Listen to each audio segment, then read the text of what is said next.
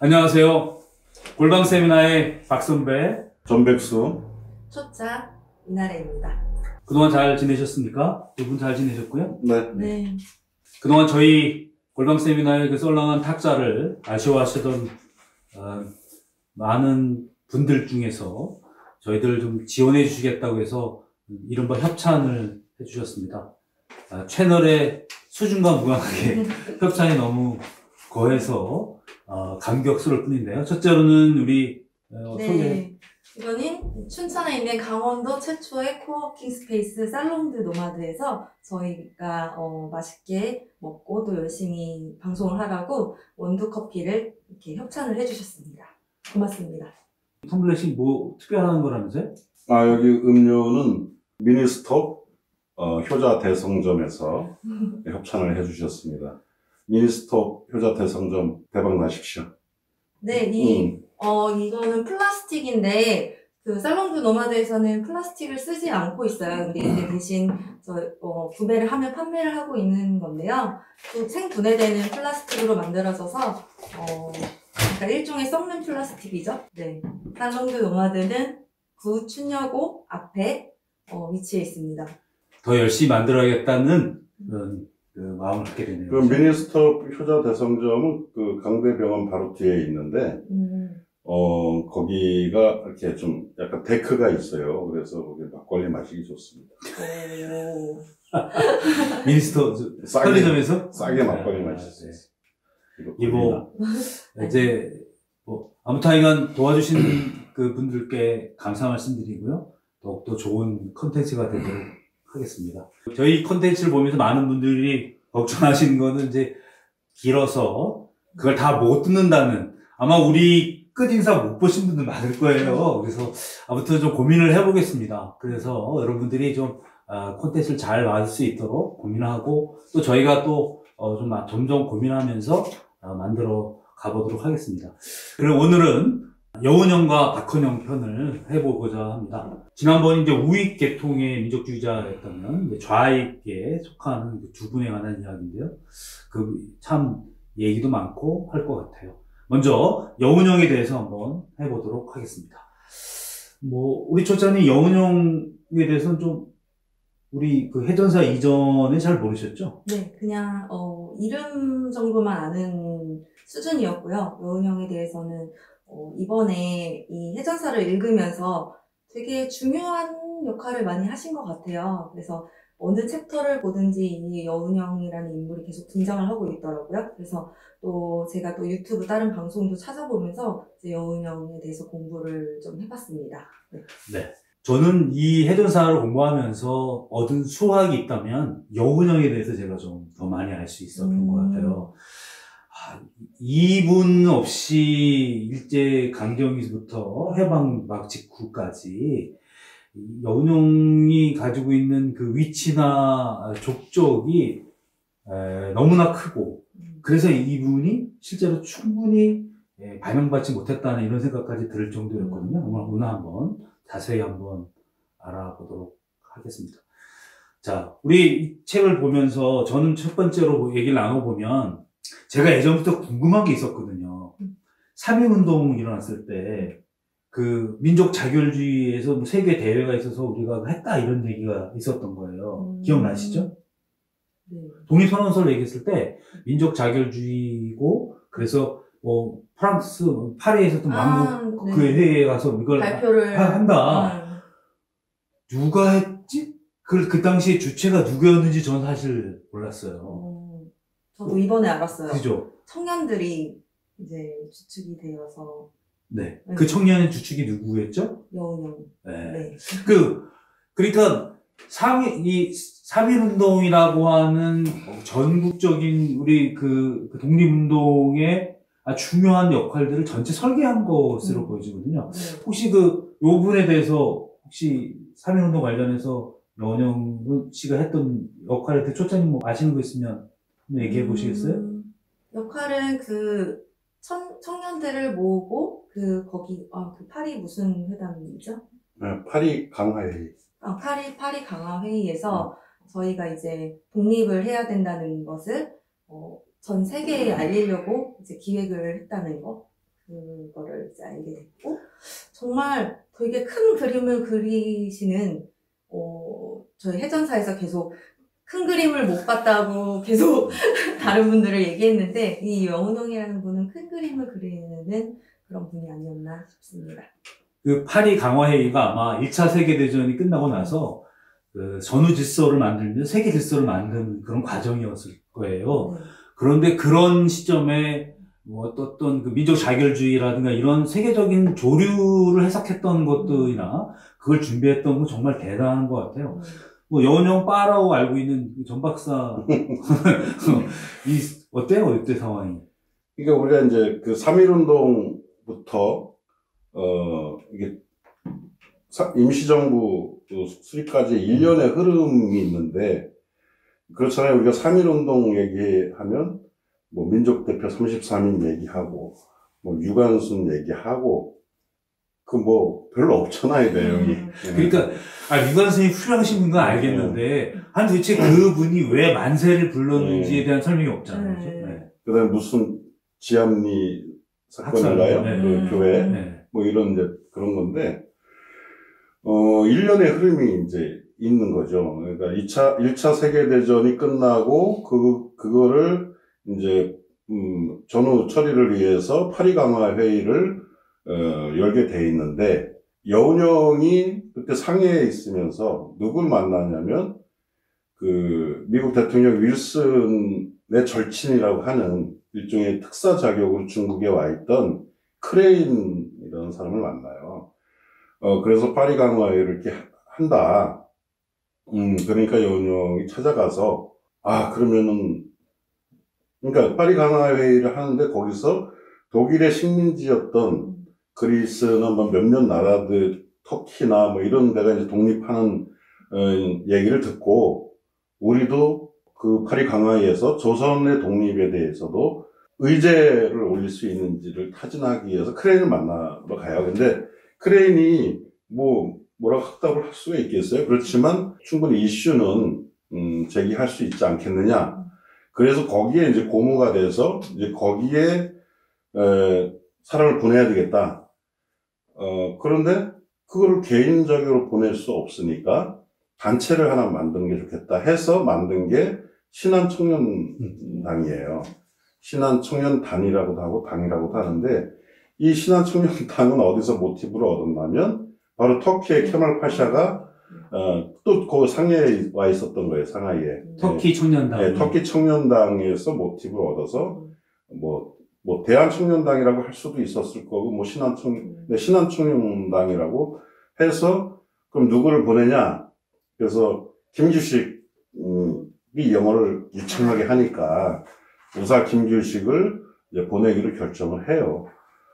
그런데 이제 우사 김규식이 내가 가서 하는데, 이게 조금 여론을 좀 더 이슈를 불러일으키려면 뭔가 액션이 좀 있어야 되겠다. 국내에서 이 조선 인민들이 뭔가 독립의 의지를 뭔가 국제사회에 보여주는 액션이 필요하다.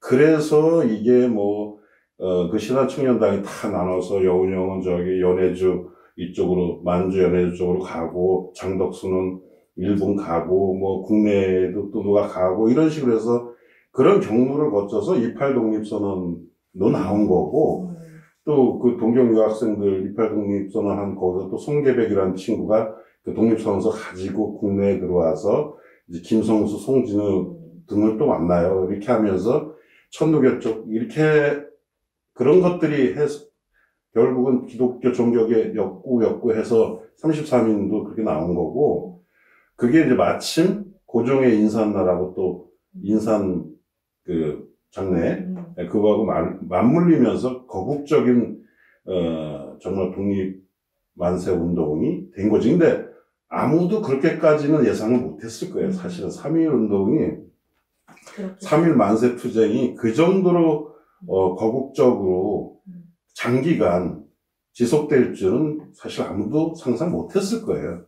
그 결과로 어쨌든 뭐 상하이 또 노령 그다음에 그러니까 블라디보스토크 그다음에 한성 한 6-7개 정도의 임시정부가 만들어지는데, 대표적으로 이제 상해, 그 다음에 서울, 그 다음에 연해주 쪽 이렇게 해서, 합쳐서 이제 그게 9월 달에 통합된 이제 임시정부 구성되는 건데, 이게 이제 이런 일련의 흐름이 있는데, 여기에 가장 중요한 역할을 했던 게 바로 여운형이었다. 그러니까 이걸 왜 안 가르쳐줘요? 그죠. 네? 그러니까 우리가 3.1운동이라는 게 나는 아니 저렇게 만세 불렀다고 도대체 뭐가 된다는 거야 라고 생각했을 것 같잖아요. 그죠? 그렇죠. 그리고 누군가가 이렇게 만세 해가지고 다 따라하고 뭐 이런 식의 뭐 그런 전개는 들어봤어도 이렇게 처음부터 기획이 된 거는 저도 처음 알았어요. 그러니까요. 이게 딱 맞아떨어지니까 3.1운동이 더 가치가 있는 거예요. 그쵸. 그러니까 이게 그냥 뭐 민족대표 33이 던진 게 아니라 이런 과정 전 세계적인 조류를 판단하고 준비했던 많은 사람들의 노력을 통한 결과물이었다는 거예요. 물론 그것이 예상보다 훨씬 크게 나올 수 있어도 그러니까 그런 전제가 있다 보니까 3.1운동이라는 것이 더 가치가 있는 거더라고요. 그러니까 근데 우리가 그걸 못한 거죠. 설명이 왜 없었냐면은 그러니까 민족대표 33인이라고 하는 사람을 뚝 하니까 그러면 얘네들이 민족대표 33인이라는 이분들이 도대체 어디다 얘기하겠다는 거야? 이 설명이 사실 없잖아요. 그죠? 맞아요. 그러니까 이야기가 되게 축소되었던 것 같아요. 그러니까 여운형이라는 사람을 의도적으로 도려낸 거 같은데요. 그죠? 네. 도려내버리니까 역사가 비어있는 거예요. 그러니까 허공이 떠있는 거죠, 사실. 우리는 이미 알고 있지만 상해 임시정부, 뭐 이제 거의 지금 우리나라 법통을 상해 임시정부로 쥐고 있는데 사실은 임시정부 얘기 잠깐 나왔지만 임시정부의 그때 법통은 한성 임시정부라고 하지 않으셨나요? 처음에는?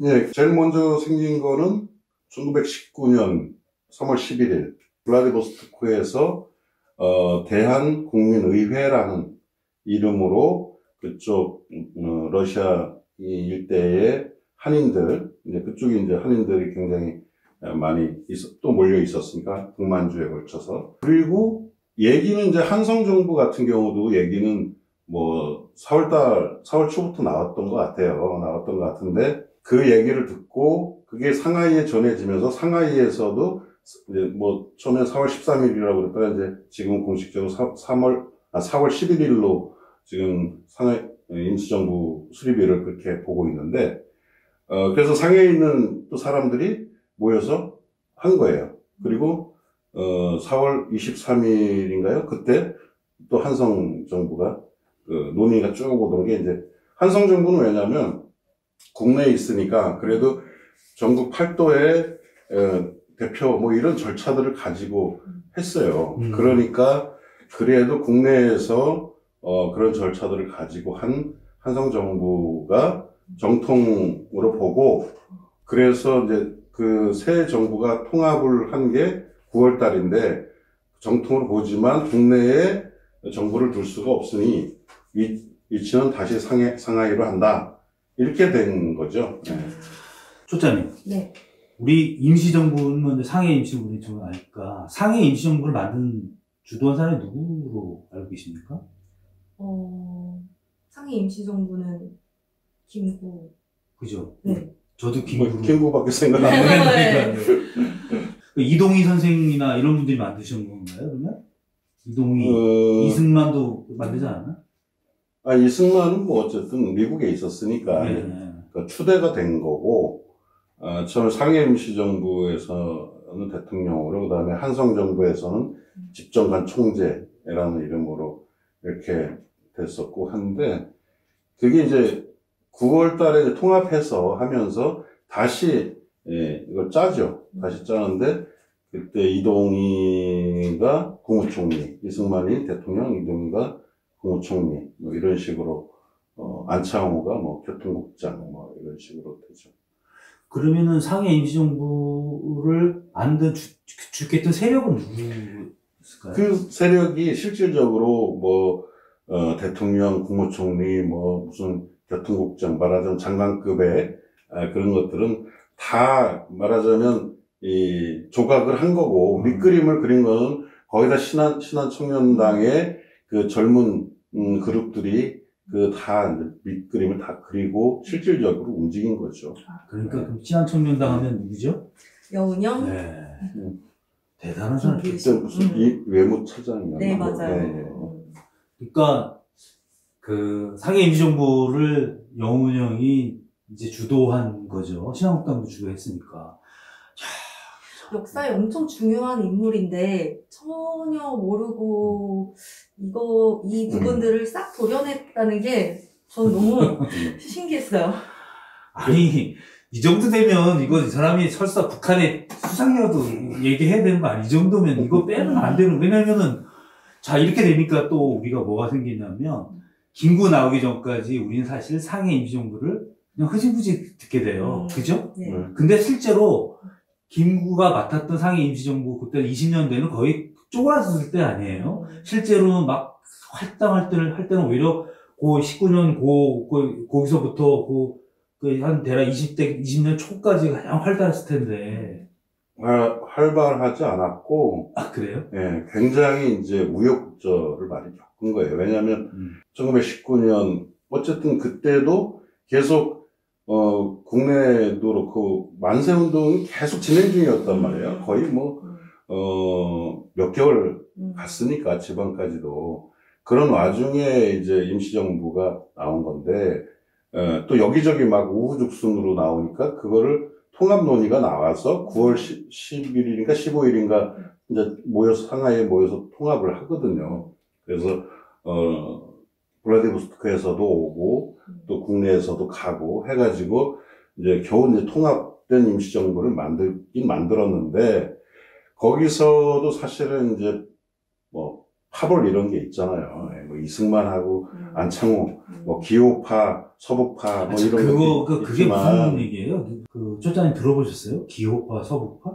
서북파는 저 책에 앞단에 조금 나와서 그거는 들었는데 파가 여러 파가 있었고 그게 안 친한 파들이 또 여기서 부딪히고 아니 기호파하고 서북파는 뭐야? 서북파는 이제 평안도를 중심으로 한 말하자면 안창호계, 안창호계고 기호파는 이제 황해도, 여기가 이제 말하자면 전통적인 노론, 우리 기호학파라고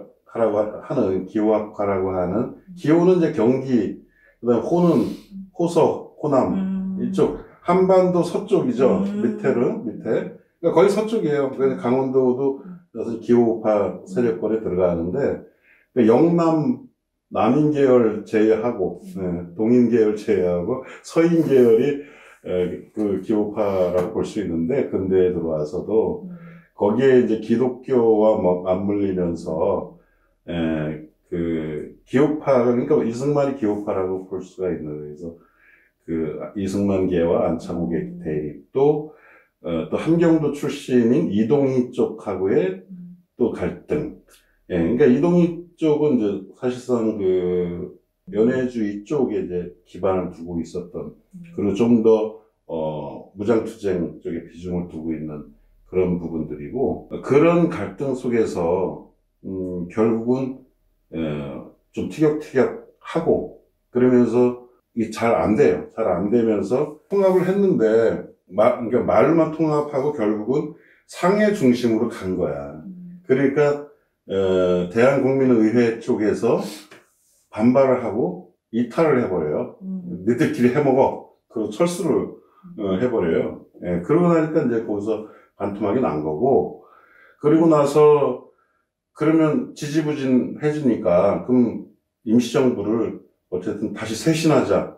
그래서 쇄신운동이 일어나서 이게 21년부터 23년 그 시기에 거기서 또 이제 개조파와 창조파가 또 갈라지는 거예요. 개조파는, 그냥 말하자면 사람 개편하고 지금 돼서 좀 개편해서 리모델링 해서 가자.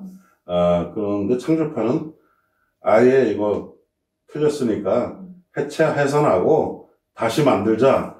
근데 결국은 창조파가 밀려서 다시 또 그냥, 창조파들은 뿔뿔이 흩어지고 그 개조파 중심으로, 그러니까 개조파는 상해 쪽 인사들이 중심이죠. 그 이후로 상해파 중심 인물들로 계속 갈 수밖에 없었던 거고, 그러면서 이제 힘이 계속 쭉쭉 빠지고, 그래서 대통령제 했던 거를 20년대 중반에 국무령제로 바꾸면서 그 우리 안동에 또 걸출한 독립운동가이신 이상용 선생을 초대 국무령으로, 그 중간에는 뭐 박은식 선생이 또 잠깐 맡기도 해요. 근데 그러다가 바로 그 다음에 이제 김구가 국무령이 되면서 김구가 국무위원제로 또 바꾸고, 그리고 이제 거의 이제 김구 체제로 그 이후에 이제 임시정부가 운영이 돼 갔던 거죠.